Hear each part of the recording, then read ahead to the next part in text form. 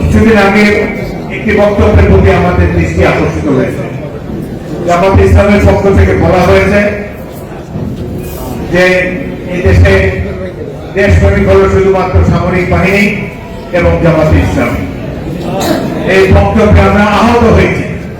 বাংলাদেশ সেনাবাহিনী মুক্তিযুদ্ধে অংশগ্রহণ করেছে। মুক্তিযুদ্ধের মধ্যে দিয়ে গড়ে ওঠা একটি বাহিনী পিপুলস বাহিনী, জনগণের বাহিনী হয়ে 9 মাস যুদ্ধ করে দেশকে স্বাধীন করেছে এবং এই বাহিনী গড়ে তুলেছেন মেজর জিয়াউর রহমানের নেতৃত্বে তৎকালীন ইস্ট বেঙ্গল রেজিমেন্ট এবং ইপিআর এর সৈনিক অফিসাররা।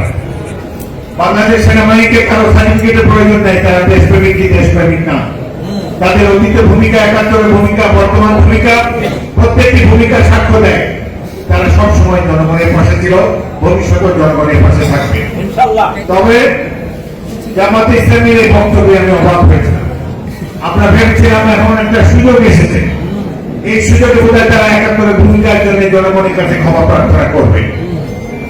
সেটি না করে তারা 71-এ তাদের ভূমিকাকে জাস্টিফাই করার চেষ্টা করছে এবং এখন দেশপ্রেমিক হিসেবে আবির্ভূত হয়েছে। আমরা তাদেরকে মিত্র হিসেবে এতদিন গণ্য করে এসেছি। তাদের উপরে যখন অত্যাচার নির্যাতন চালিয়েছে ফ্যাসিস্ট বাহিনী, আমরা তাদের সাথে সহমর্মিতা জানিয়েছি।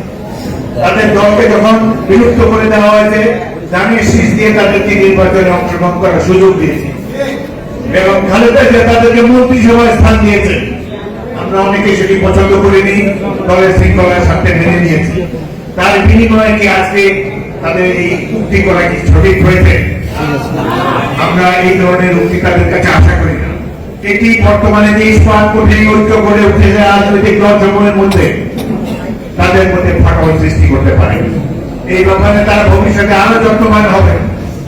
1971 ছিল সাধারণ মানুষের যুদ্ধ। এই যুদ্ধের ফলে আমার আগে বক্তারা বলেছেন রাজনৈতিক পতাকা, এই দেশের ভৌগোলিক পরিবর্তন হয়েছে, পতাকা বদল হয়েছে এবং একটি জাতি একবারই স্বাধীন হয়, বারংবার স্বাধীন হবে না। অনুল্লেখযোগ্য করার জন্য কারো কারো ভূমিকা থাকতে পারে।